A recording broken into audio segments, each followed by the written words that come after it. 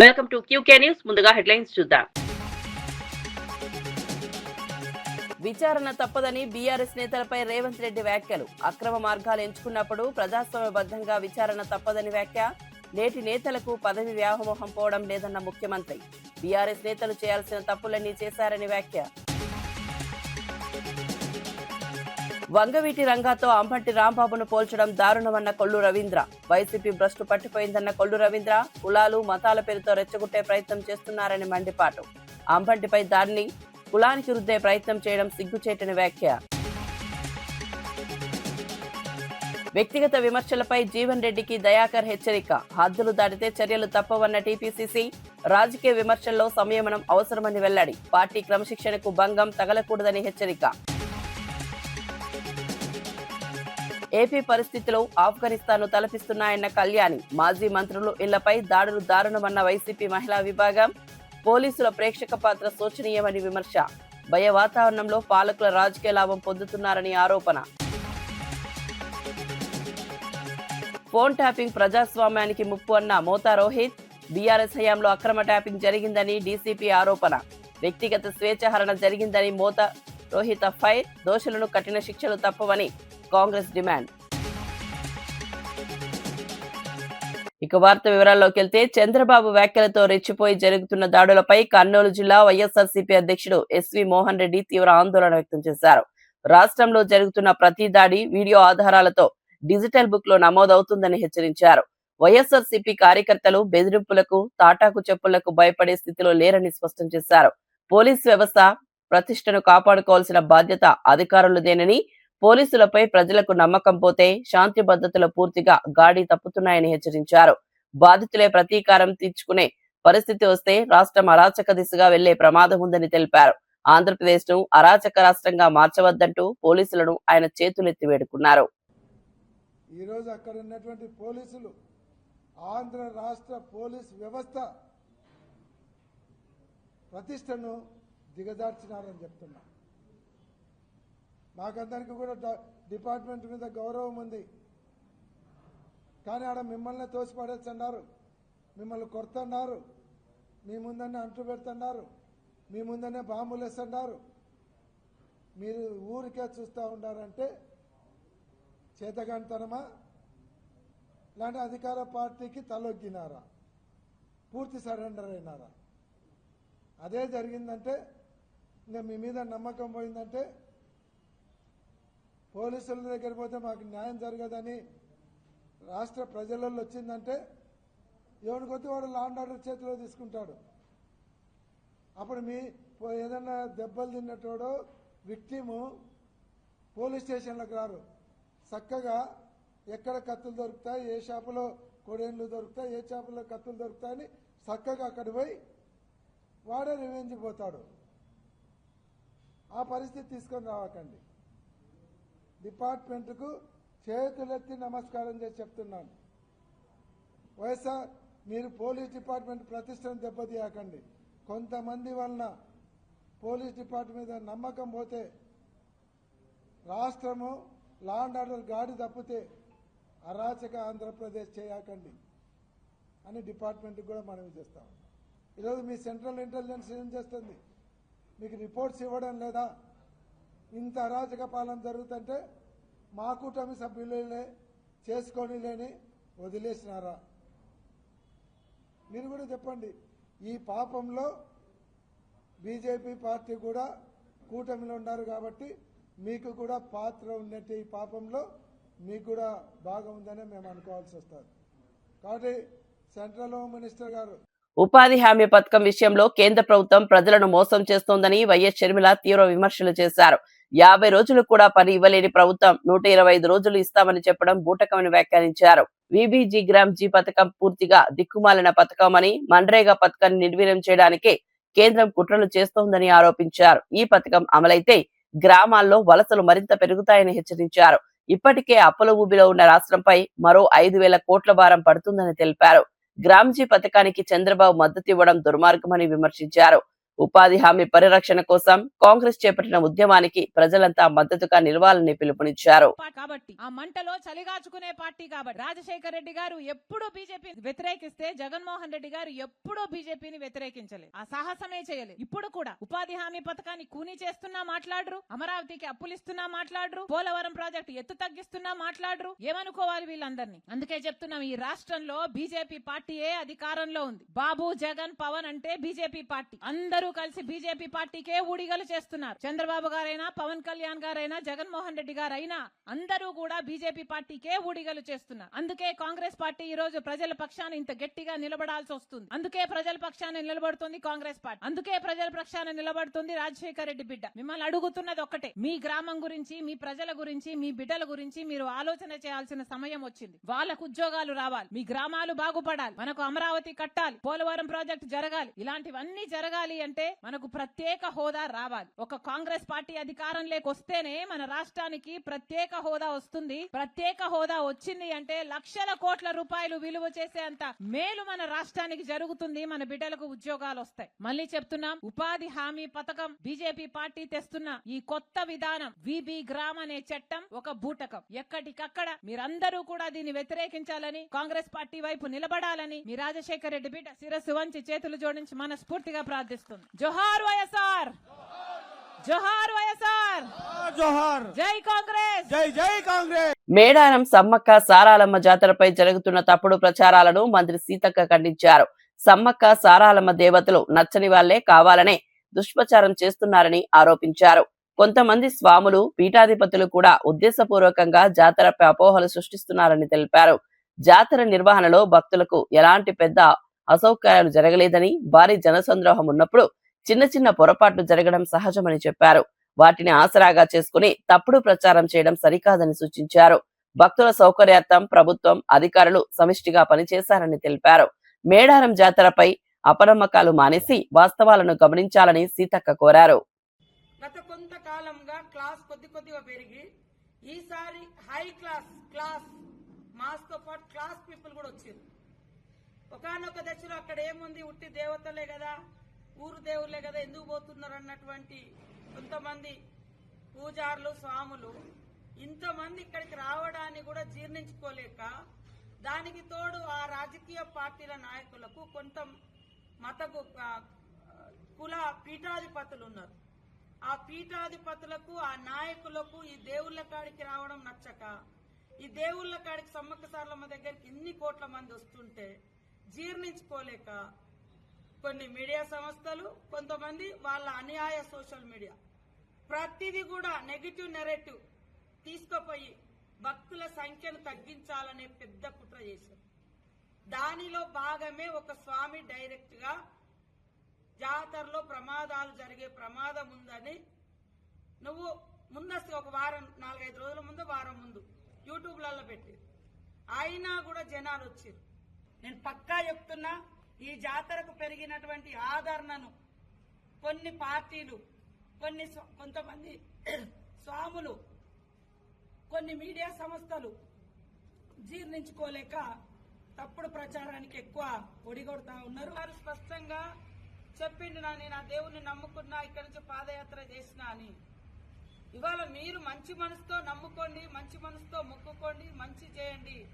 కానీ మీ నమ్మకాన్ని, మీ దేవుడు, మీరు కులదైవమో, కుటుంబ దైవాలో, పీఠాధిపతుల గౌరవం కోసం ఈ ప్రాంత ఇలవేల్పులు ఇవాళ ప్రపంచ దేవతలుగా ప్రఖ్యాతిగాంచుతున్నటువంటి సమ్మక్క సారలమ్మ జాతర మీద తప్పుడు ప్రచారాలు చేయడం మానుకోండి. ఆంధ్రప్రదేశ్ లో రెడ్ బుక్ పాలన బ్లడ్ బుక్ దశకు చేరిందని వైఎస్ఆర్సీపీ రాష్ట్ర అధికార ప్రతినిధి వంగవీటి నరేంద్ర తీవ్ర ఆరోపణలు చేశారు. రాష్ట్రం అరాచకాలకు పరాకాష్ఠకు చేరిందని, రావణ కష్టాన్ని మించిపోయిన పరిస్థితులు నెలకొన్నాయని వ్యాఖ్యానించారు. ముఖ్యంగా కాపు సామాజిక వర్గం ఈ రాజకీయ మంటల్లో బలైపోతోందని ఆవేదన వ్యక్తం చేశారు.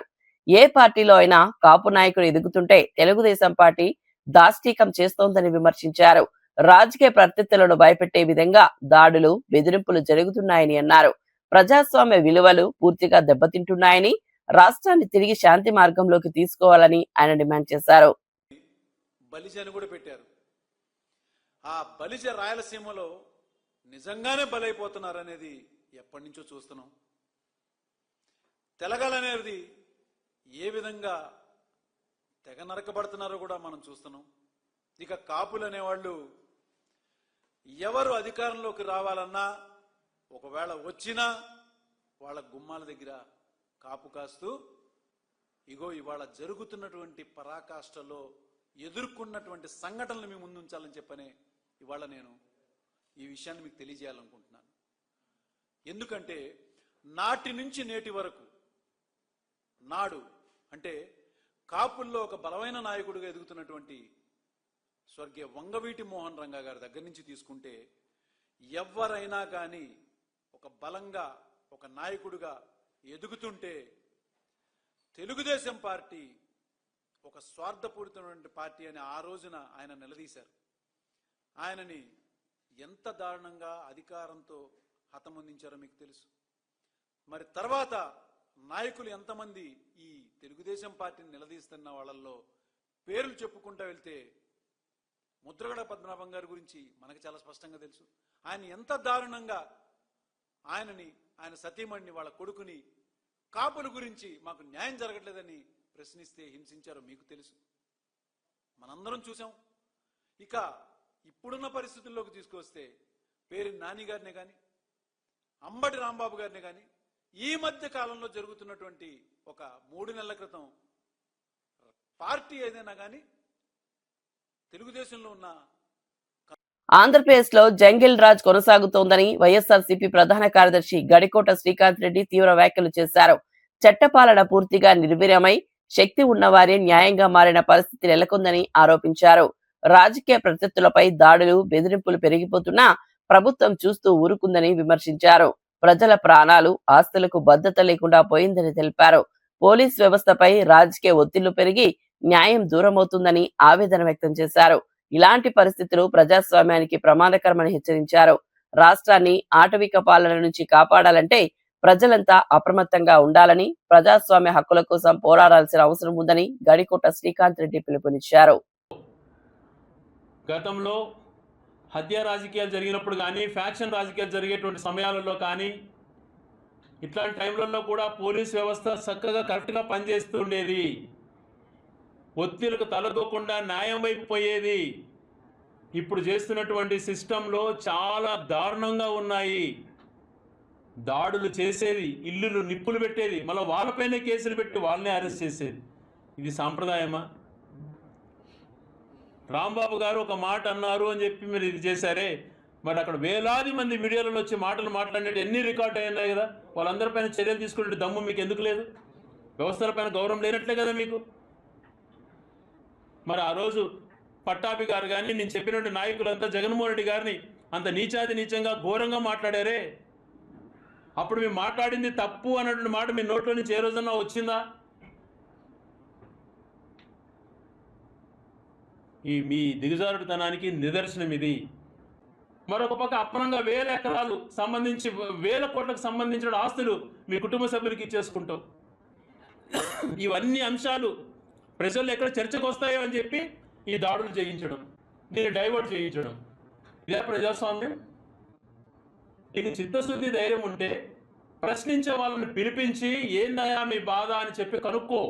మేము మాట్లాడే మాటల్లో అసత్యమైనవి ఉంటే అక్కడే ఖండించు. అంతేగాని అది కాకుండా వ్యవస్థల్ని దిగజార్చే విధంగా, ఒక భవిష్యత్తులో ఇదేదో పెద్దగా మీరు సాధించే విధంగా. రాష్ట్రంలో జరుగుతున్న దాడులు, విధ్వంసాలు పూర్తిగా పథకం ప్రకారమే జరుగుతున్నాయని వైఎస్ఆర్ కాంగ్రెస్ పార్టీ నేత సజ్జల రామకృష్ణారెడ్డి తీవ్ర ఆరోపణలు చేశారు.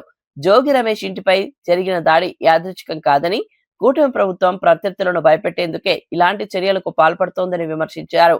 ఈ అరాచకాలను జాతీయ స్థాయిలో చర్చకు తీసుకెళ్తామని స్పష్టం చేశారు. ప్రభుత్వం ఎన్ని దాడులు చేసినా తాము ప్రశ్నించడం ఆపబోమని, ప్రతి సంఘటనను ఆధారాలతో సహా రికార్డ్ చేస్తున్నామని చెప్పారు. తమను ఇబ్బంది పెట్టాలని చూస్తే భవిష్యత్తులో వడ్డీతో సహా రిటర్న్ గిఫ్ట్ తప్పదని హెచ్చరించారు. ప్రజాస్వామ్యంలో ప్రతిపక్ష స్వరం అణిచివేయాలని చూస్తే అది ప్రభుత్వానికే ప్రమాదకరమని సజ్జల రామకృష్ణారెడ్డి వ్యాఖ్యానించారు. ఇష్యూస్ మీద ప్రశ్నించడానికి సహించలేకున్నాను. దానికోసం కొత్త ఇది క్రియేట్ చేసేసి టెర్రరైజ్ చేసి ఎక్కడ వాయిస్ రేయకూడదని ప్రయత్నం చేస్తాం. ఇది నిలబడదు. ఇది ఖచ్చితంగా ఎదుర్కొంటాం. అన్ని పద్ధతుల్లో న్యాయస్థానాల్లో అప్రోచ్ అవుతాము, మీడియా మీ ద్వారా జనం దృష్టికి తీసుకెళ్తాము, జాతీయ స్థాయిలో కూడా దీన్ని తీసుకెళ్లే ప్రయత్నం చేస్తాం. అలాగే సెంట్రల్ హోమ్ మినిస్టర్ను వాళ్ళను కలిసి హోమ్ సెక్రటరీ కూడా మా పార్లమెంట్ సభ్యులు లెటర్స్ పెట్టారు, అక్కడ కలుస్తారు. ఎన్హెచ్ఆర్సీని అప్రోచ్ అయ్యారు. మీ గొయ్యి మీరు తవ్వుకోండి, మాకు అభ్యంతరం లేదు. మీ గొయ్యి మీరు తవ్వుకోవడంలో భాగంగా మా మీద జరిగే వాటికి ప్రతి దానికి అయితే రికార్డు ఉంటుంది. మేము వచ్చిన తర్వాత మళ్ళీ అధికారంలోకి వచ్చినాక ఆ రికార్డుకు తగిన సెటిల్మెంట్ కూడా ఉంటుంది, వడ్డీతో సహా అనే విషయం అయితే ఆయనకు మళ్ళీ చెప్పదలుచుకున్నాం. అవన్నీ చట్టబద్ధంగానే చేస్తాం. ఎక్కడ చట్టాన్ని ఉల్లంఘించి విధాలుగా ఊళ్ళో రౌడీలను గంజాయి బ్యాచ్లను తెచ్చేసాం, లేదా బ్లేడ్ బ్యాచ్లను తెచ్చేసాం, టెర్రరైజ్ చేసి అటాక్ చేసి టెర్రరైజ్ చేయాలనుకునే దాన్ని ఇది చేయము. చట్టబద్ధంగానే అన్నీ జరుగుతాయి. మీ మీద అన్ని రకాల కేసులు పెట్టి ఏ రకంగా ఇది చేయాలనేది మాకు తెలుసు. ఒకవేళ మాకు తెలియని ఉంటే మీరు నేర్పిస్తున్నారు కాబట్టి ఖచ్చితంగా మీకు దీనికి తగిన మీకు వాటి కాల్ రిటర్న్ గిఫ్ట్ అనేది ఖచ్చితంగా ఉంటుంది. నేను మీ అందరికీ చంద్రబాబు నాయుడు గారికి చెప్తున్నాను.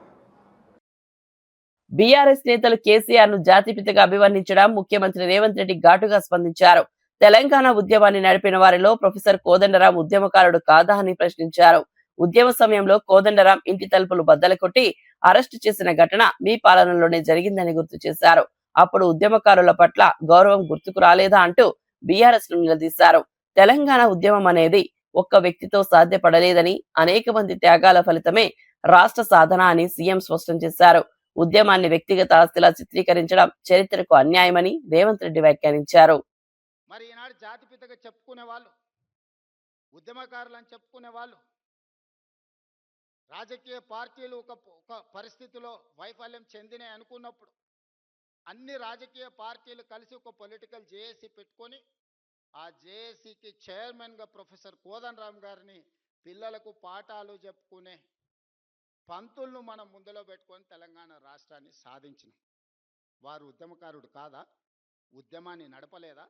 రాజకీయ పార్టీలను అన్నిటిని ఒక తాటి మీదకి తీసుకురాలేదా? కుల సంఘాలను, మత సంఘాలను, చివరికి బిచ్చగాళ్ళ సంఘాన్ని కూడా ఏకం చేయగలిగిన శక్తి, రిక్షా దొక్కుకునే సంఘాలను కూడా ఏకం చేయగలిగిన శక్తి ప్రొఫెసర్ కోదండరాం గారు ఆ రోజు బాధ్యత నిర్వహించలేదా?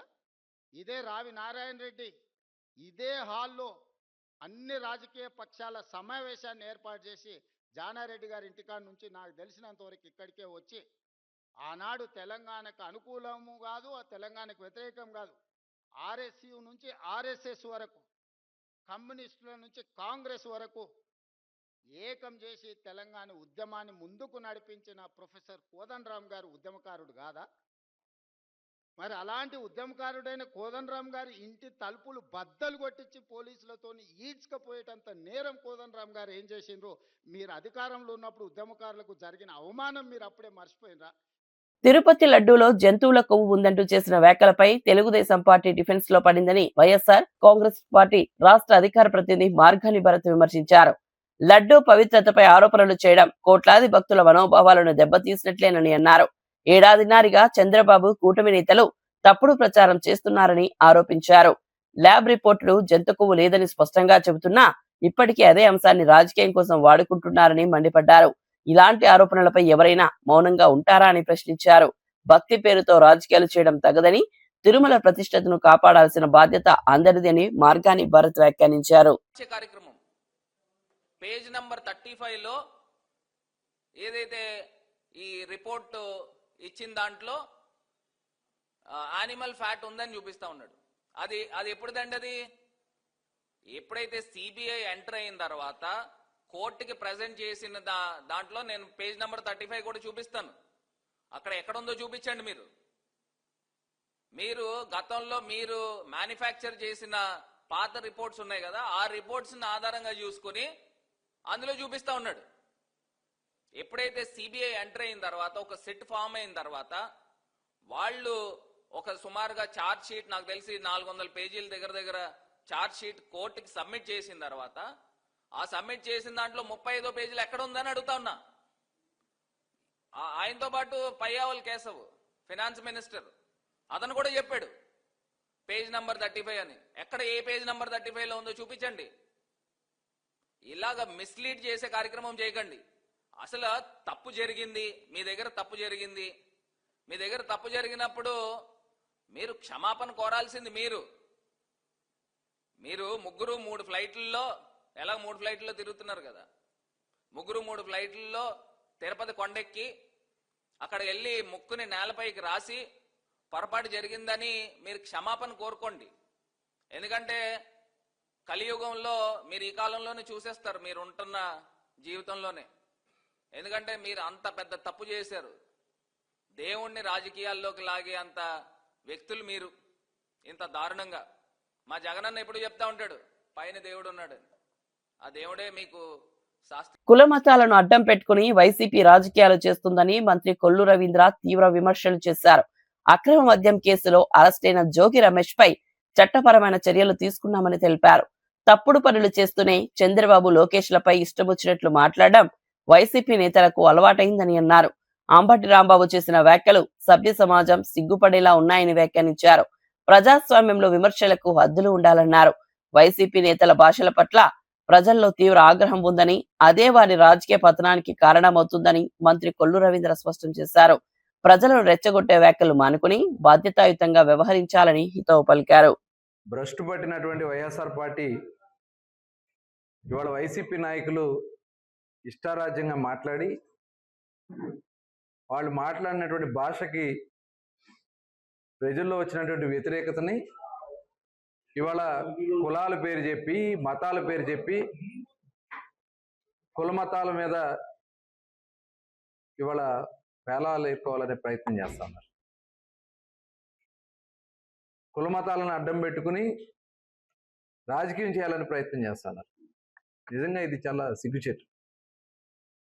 ఇవాళ మద్యం కేసులో అరెస్ట్ అయినటువంటి వ్యక్తి జోగి రమేష్ సిగ్గు లేకుండా నిస్సిగ్గుగా చేసిందేమో తప్పుడు పని, నిస్సిగ్గుగా వచ్చి ఇవాళ చంద్రబాబు నాయుడు గారి గురించి, లోకేష్ గారి గురించి మాట్లాడుతూ ఉన్నా అంటే నిజంగా సిగ్గుచేటు. అట్లాగే అంబటి రాంబాబు అతను మాట్లాడినటువంటి భాష చూసాం. ఇవాళ సభ్య సమాజం సిగ్గుపడే విధంగా ఇవాళ అంబటి రాంబాబుని ప్రతి ఒక్కరు కూడా చేదరించుకుంటా ఉన్నారు.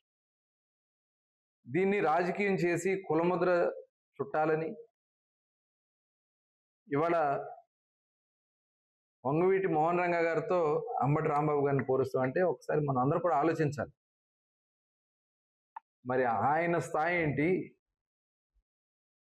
రోడ్డు పక్కన ఆంబోతుల్లా మాట్లాడే అంబటి రాంబాబు పరిస్థితి ఏంటి? పార్క్ హైత్ పాండు మాటలపై జాగ్రత్తగా ఉండాలని TPCC general secretary Chanagani Dayakar Jeevan రెడ్డికి హెచ్చరిక చేశారు. రాజకీయ విమర్శల్లో వ్యక్తిగత స్థాయికి దిగజారితే పరిణామాలు తీవ్రంగా ఉంటాయని అన్నారు. కాంగ్రెస్ పార్టీ క్రమశిక్షణకు ప్రాధాన్యమిస్తోందని, హద్దులు దాటిన వ్యాఖ్యలను సహించబోమని స్పష్టం చేశారు. ప్రజా సమస్యలపై చర్చ చేయాల్సిన రాజకీయాలు వ్యక్తిగత ఆరోపణల దాకా వెళ్లడం సరికాదని అన్నారు. రాష్ట్ర రాజకీయాల్లో వాతావరణాన్ని చెడగొట్టే ప్రయత్నాలు చేస్తే పార్టీ పరంగా చర్యలు తప్పవని హెచ్చరించారు. ప్రజల్లో అపోహలు సృష్టించే వ్యాఖ్యలను తక్షణమే ఆపాలని చనగని దయాకర్ సూచించారు. కూడా కనీసం పన్ను చెల్లించకుండా ఇలా ఈ ప్రభుత్వం వచ్చిన తర్వాత సీజ్ చేసిందనే విషయాన్ని మర్చిపోవద్దు. బిడ్డ, నువ్వు కూడా మాట్లాడుతుంటే ఎట్లా? ముఖ్యమంత్రి గారి పైన, ప్రభుత్వం పైన, పోలీసుల పైన నువ్వు మాట్లాడతావు. నీ సకదానం నీ పేరే, అసలు పేరే పార్క్ హైత్ పాండ్ అని పెట్టారు. నువ్వు కూడా మాట్లాడితే ఎట్లా? జీవన్ రెడ్డి గారు ఒళ్ళు జాగ్రత్త పెట్టుకొని మాట్లాడు. మీకు నిజంగా చిత్తశుద్ధి ఉంటే ఫోన్ ట్యాపింగ్ వ్యవహారం పైన మీ నాయకుల్ని తీసుకొచ్చి మాట్లాడి విచారించి. ప్రభుత్వం ఏదో గుడ్డగాల్చి మీద ఎవరు ఇవ్వట్లేదు. మీ ఆయంలో జరిగినటువంటి అత్యంత ప్రమాదకరమైనటువంటి ఫోన్ ట్యాపింగ్ వ్యవహారాన్ని సిట్ అధికారులు ఈరోజు చాలా నిబద్ధంగా, ప్రజాస్వామ్యబద్ధంగా, రాజ్యాంగబద్ధంగా చేస్తూ ఉన్నారు. దానికి సహకరించాల్సింది పోయి అవాకులు చివాకులు ఎందుకు బట్టలు చెప్పుకుంటున్నారు? ఏం మాట్లాడుతున్నారు నాకు అర్థం కాకూడదు. ఇష్టానుసారంగా మాట్లాడుతున్నారు, ఏది పడుతుంది. అసలు వ్యవహారం ఏంది? ఫోన్ ట్యాపింగ్ వ్యవహారం ఏంది? మీరు మాట్లాడేది ఏంది? కాబట్టి జీవన్ రెడ్డి కాస్త ఒళ్ళు జాగ్రత్త పెట్టుకొని మాట్లాడు. నీ సక్కదానం, నీ ఆయంలో 10 ఏళ్ల పాటు అధికారం ఉన్నప్పుడు నువ్వు ఏం చేసినావు, ఎట్లెట్లా ఎవరిని బెదిరించినావు, నువ్వు ఏడా ఇది చేసినావు అనేది అంతా కూడా తెలంగాణ ప్రజల ముందు నీ బతుకంతా రికార్డ్ అయి ఉంది. నీ బతుకంతా ఏదో ఆర్టీసీ బస్ స్టాండ్ ఎంతనో నీ బతుకు కూడా అంతే అయిందనే విషయాన్ని మర్చిపోవద్దు. కాబట్టి ప్రభుత్వ భూముల్ని కబ్జా చేసుకొని కాంప్లెక్స్ కట్టిన నీలాంటోడు కూడా మాట్లాడితే తెలంగాణ ప్రజలు నవ్వుకుంటున్నారు. కాస్త ఒళ్ళు జాగ్రత్త పెట్టుకొని మాట్లాడు జీవన్ రెడ్డి అని కూడా హెచ్చరిస్తా ఉన్నాం. ఫోన్ ట్యాపింగ్ అనేది ప్రజాస్వామ్య విలువలకు విరుద్ధమైన తీవ్రమైన నేరమని ఖైరతాబాద్ డీసీసీ అధ్యక్షులు మోతా రోహిత్ పేర్కొన్నారు. దేశ భద్రతకు ముప్పు ఉన్న సందర్భాల్లో మాత్రమే చట్టపరంగా ట్యాపింగ్ చేయాల్సి ఉంటుందని, కానీ బీఆర్ఎస్ పాలనలో ప్రతిపక్ష నేతలు, పోలీస్ అధికారులు, సెలబ్రిటీలు వారి కుటుంబ సభ్యుల ఫోన్లను కూడా అక్రమంగా ట్యాప్ చేశారని ఆరోపించారు. ఇది అధికార దుర్వినియోగానికి పరాకాష్ట అని విమర్శించారు. ఈ అక్రమ చర్యలను అమలు చేయడానికి నమ్మకస్తులని కీలక పదవుల్లో నియమించి మొత్తం వ్యవస్థను వ్యక్తిగత ప్రయోజనాల కోసం వాడుకున్నారని మండిపడ్డారు. ఫోన్ ట్యాపింగ్ ద్వారా ప్రజల వ్యక్తిగత స్వేచ్ఛను హరించారని, ఈ వ్యవహారంలో బాధ్యులైన వారిపై కఠిన చర్యలు తీసుకోవాలని డిమాండ్ చేశారు. ప్రజాస్వామ్యాన్ని కాపాడాలంటే చట్టం తన పని తాను చేయాలని స్పష్టం చేశారు. ఫోన్లు లేకపోతే దేశానికి వ్యతిరేకంగా వ్యవహరిస్తున్నటువంటి వాళ్ళ ఫోన్లు లేకపోతే నక్సలైట్ల ఫోన్లు వారి కార్యాచరణ తెలుసుకోనికే, వారి కదలికలు తెలుసుకోనికే చేస్తారు. మరి ఈ మునగాడు ఎవరి ఫోన్లు ట్యాప్ చేసిండండి? ప్రతిపక్ష నాయకులవి, పోలీస్ అధికారులవి. సరే, ప్రతిపక్ష నాయకులవి ట్యాప్ చేస్తుండంటే మేము చేస్తున్న తప్పుడు పనుల మీద ప్రజల తరఫున పోరాడుతుండ్రు, వీరికి ఎవరెవరు మరి ఇన్ఫర్మేషన్ ఇస్తున్నారని తెలుసుకోనికే ట్యాప్ చేసింది అనుకుందాం. కానీ సిగ్గు లేకుండా ఎంతో మంది సెలబ్రిటీలవి, మొగుడు పిల్లలవి, దీనికంటే నీచానికి ఇంకా దిగజారలేము అన్న ప్రతిసారి ఇంకా ఎక్కువ దరిద్రపు పనులు ఈ కేసీఆర్ కానీ కేటీఆర్ కానీ చేసిరని చెప్పేసి మనం అందరం కూడా మీడియా కథనాల ద్వారా చూసినాం. ఈ ఫోన్ ట్యాపింగ్ కోసం అందరూ సహకరించారని తెలిసి వేరే అధికారుల మీద నమ్మకం లేక తన కులపోళ్లను, చుట్టాలను ప్రభాకర్ రావుని ఇంటెలిజెన్స్ చీఫ్ గా నియమించుకొని ప్రణీత్ రావు అనే ఒక అధికారి 2007లో ఒక ఎస్ఐ ర్యాంక్ అధికారికి ప్రమోషన్, జనరల్ గా ఒక ఎస్ఐ ర్యాంక్ అధికారికి ప్రమోషన్ ఇవ్వాలంటే ఉగ్రవాదుల మీద అలుపెరగని పోరాటం చేసి తన ప్రాణాలకు తెగించి పోరాడిన వాళ్ళకి ఇస్తారు, లేకపోతే నక్సలైట్లతోని ప్రాణాలకు తెగించి పోరాడిన వాళ్ళకి ఇస్తారు. మరి ఈయన ఏం చేసిండండి? కేవలం ఈ ఫోన్ ట్యాపింగ్ ని పర్యవేక్షించాలే, వేరే వాళ్ళ మీద నమ్మకం లేక తన సొంత పోడు కావాలని చెప్పేసి ఈ ప్రణీత్ రావు అనే ఒక ఎస్ఐకి ప్రమోషన్ ఇచ్చి డిఎస్పీ చేసి తనకి బాధ్యత అప్పచెప్పడం జరిగింది. భుజంగరావు, రాధాకిషన్ రావు అంటే ఈ తిరుమల లడ్డూలో జంతువుల కొవ్వు కలిసిందని మాట్లాడేందుకు చంద్రబాబుకు ఏ ఆధారం ఉందని వైఎస్ఆర్సీపీ అధికార ప్రతినిధి కారుమూరి వెంకటరెడ్డి ప్రశ్నించారు. లడ్డూ పవిత్రతను దెబ్బతీసేలా వ్యాఖ్యలు చేసి ఇప్పుడు వాటిని సమర్థించడం దారుణమని విమర్శించారు. ల్యాబ్ రిపోర్టులు కల్తీ జరగలేదని స్పష్టంగా చెప్పినా ఇప్పటికీ కల్తీ నెయ్యి అంటూ ఎల్లో మీడియాతో కలిసి తప్పుడు ప్రచారం చేస్తున్నారని ఆరోపించారు. కోట్లాది మంది భక్తుల మనోభావాలతో చెలగాటమాడటం సరికాదని అన్నారు. రాజకీయ లబ్ధి కోసం దేవాలయాలను, ప్రసాదాలను వాడుకోవడం ప్రమాదకర ధోరణి అని హెచ్చరించారు. తిరుమల తిరుపతి దేవస్థానం ప్రతిష్టను కాపాడాల్సిన బాధ్యత పాలకులదేనని, భక్తుల విశ్వాసాన్ని దెబ్బతీసే వ్యాఖ్యలపై ప్రజలు గమనిస్తున్నారని కారుమూరి వెంకటరెడ్డి స్పష్టం చేశారు.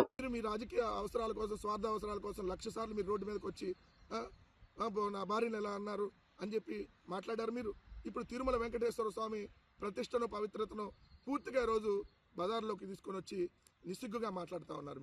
నేను ఒకటి స్పష్టంగా ఈరోజు మీరు చేస్తున్నటువంటి నీచమైనటువంటి రాజకీయం, ఎన్డీడీబీ ల్యాబ్ కానీ, గుజరాత్లోని ఎన్డీడీబీ ల్యాబ్ కానీ, అదేవిధంగా హర్యానాలోని ఎన్డీఆర్ఐ ల్యాబ్ కానీ ఎక్కడా కూడా జంతువుల కొవ్వు ఇలాంటివి కలవలేదని చెప్పినా ఇంకా మీరు కలిసిందని చెప్పి దుర్మార్గమైనటువంటి ప్రచారం చేస్తున్నారే. ఇదేమన్నా హెరిటేజ్ నెయ్యిలాగా కల్తీ ఉంటుందా? హెరిటేజ్ నెయ్యిలాగా కల్తీ ఉంటుందని చెప్పేస్తే, లేదంటే మీ ఎల్లో బఫుల్ని కూడా హ్యాపీగా ఫీల్ అవుతారు కదా. మీ ఎల్లో బఫుల్ని కూడా హెరిటేజ్ నెయ్యిలాగా అంతా కల్తీగానే ఉంటుందని చెప్తే ఇక దానికి అవుతారు కదా. క్షమాపణ చెప్పండి ఇప్పటికైనా. ఈ 75 ఏళ్ల వయసులో మీరు పాపం చేస్తూ ఉన్నారు. మీ పాపానికి క్షమాపణ చెప్పండి. ఒకరోజేమో రసాయనాలు అంటారు, ఓ రోజేమో కల్తీ నెయ్యి అంటారు, ఓ రోజు సింథటిక్ నెయ్యి అంటారు, ఓ రోజు గొడ్డు కొవ్వు అంటారు, ఓ రోజు పంది కొవ్వు అంటారు. ఇక్కడ జంతువుల కొవ్వు కలవలేదని చెప్పి మీరు బాధపడుతున్నట్టుగా ఉంది. జంతువుల కొవ్వు కలపాలని చెప్పి మీరు ప్రయత్నిస్తున్నట్టుగా మాట్లాడుతూ ఉంది. ఇక్కడ శ్రీవారితో పెట్టుకుంటే ఈ జన్మలోనే అనుభవిస్తారు. ఖచ్చితంగా ఇదైతే నిజం. వెంకటేశ్వర స్వామితో పెట్టుకున్న వాళ్ళు ఖచ్చితంగా కూడా అనుభవిస్తారు.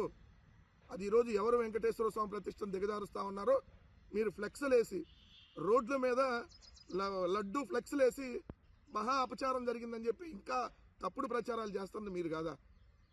లడ్డూకి కళ్ళు పెట్టి, లడ్డూకి కాళ్ళు చేతులు పెట్టి, లడ్డూకి నోర్లు పెట్టి ఏఐ వీడియోలు చేసి లడ్డూ ప్రతిష్టని దెబ్బతీస్తుంది మీరు కాదా?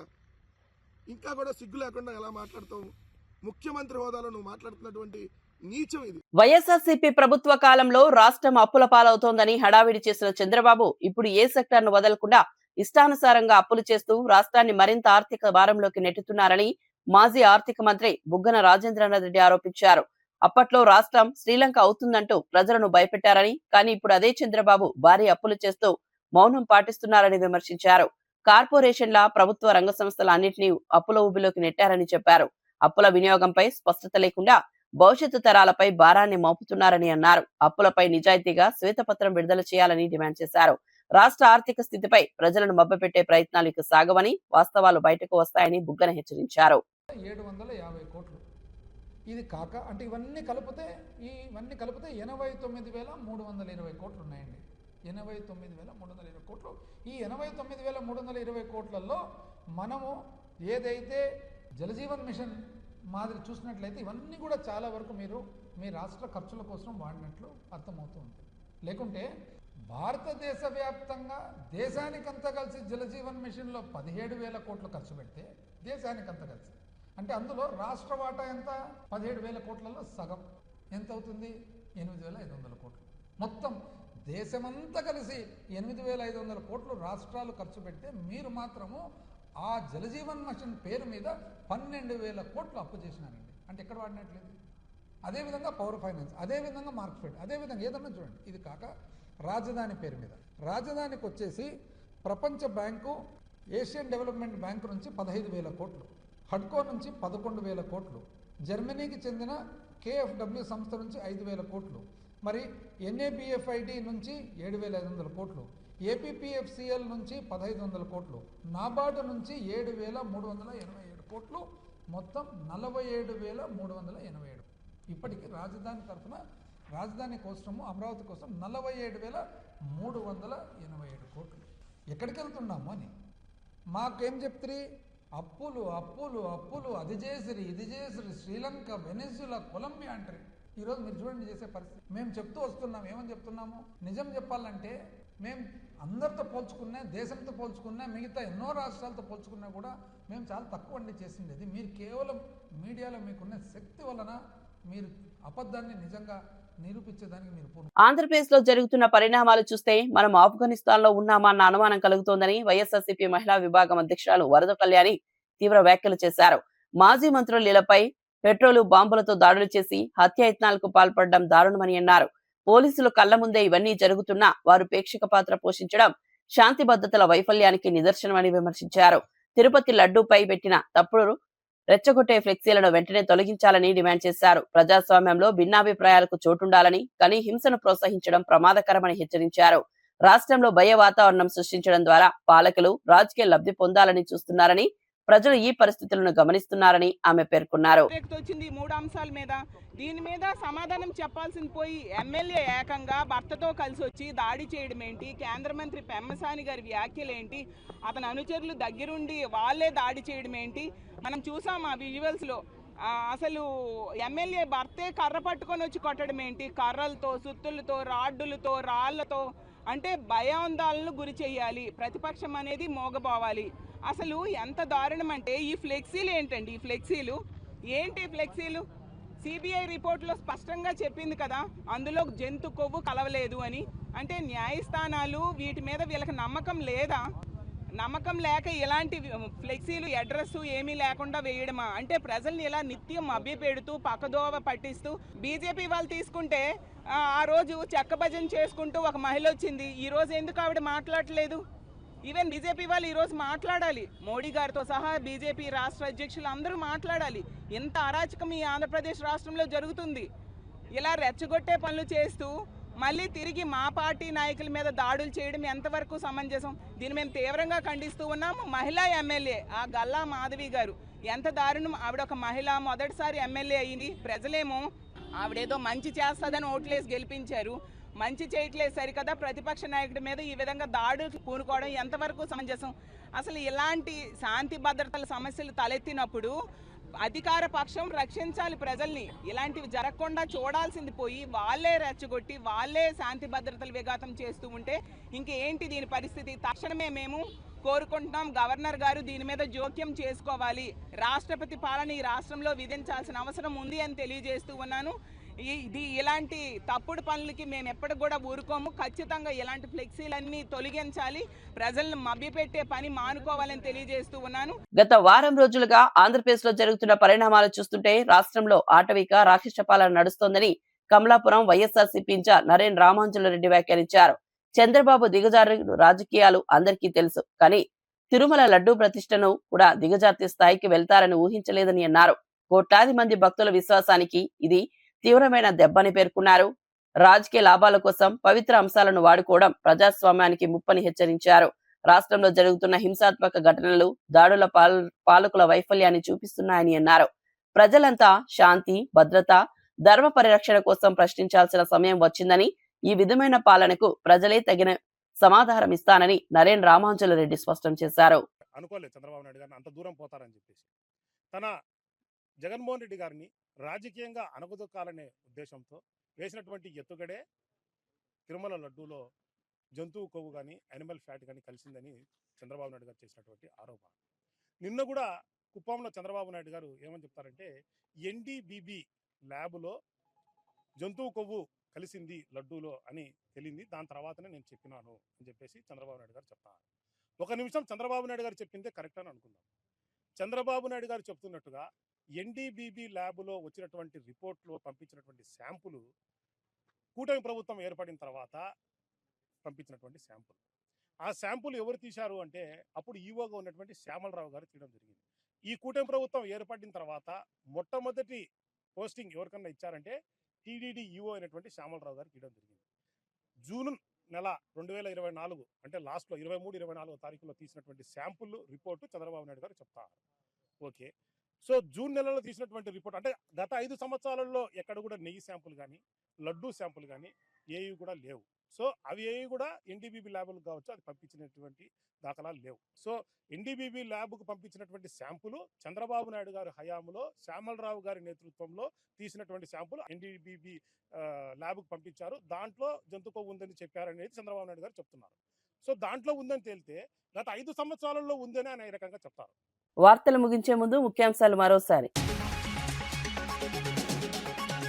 విచారణ తప్పదని బీఆర్ఎస్ నేతలపై రేవంత్ రెడ్డి వ్యాఖ్యలు. అక్రమ మార్గాలు ఎంచుకున్నప్పుడు ప్రజాస్వామ్యబద్ధంగా విచారణ తప్పదని వ్యాఖ్య. నేటి నేతలకు పదవి వ్యామోహం పోవడం లేదన్న ముఖ్యమంత్రి. బీఆర్ఎస్ నేతలు చేయాల్సిన తప్పులన్నీ చేశారని వ్యాఖ్య. వంగవీటి రంగాతో అంబటి రాంబాబును పోల్చడం దారుణమన్న కొల్లు రవీంద్ర.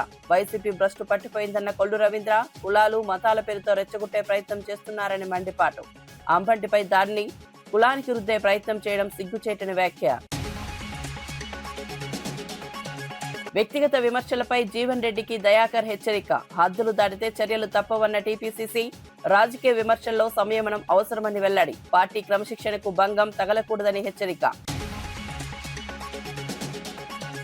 ఏపీ పరిస్థితిలో ఆఫ్ఘనిస్తాన్ను తలపిస్తున్నాయన్న కళ్యాణి. మాజీ మంత్రులు ఇళ్లపై దాడులు దారుణమన్న వైసీపీ మహిళా విభాగం.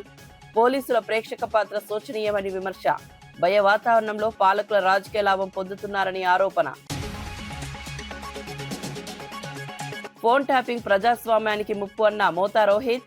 బీఆర్ఎస్ హయాంలో అక్రమ ట్యాపింగ్ జరిగిందని డీసీపీ ఆరోపణ. వ్యక్తిగత స్వేచ్ఛహరణ జరిగిందని మోతా రోహిత్ ఫైర్. దోషులను కఠిన శిక్షలు తప్పవని కాంగ్రెస్ డిమాండ్. ఇవి నాటి వార్తా విశేషాలు. మరో బులెటిన్లో మళ్ళీ కలుద్దాం.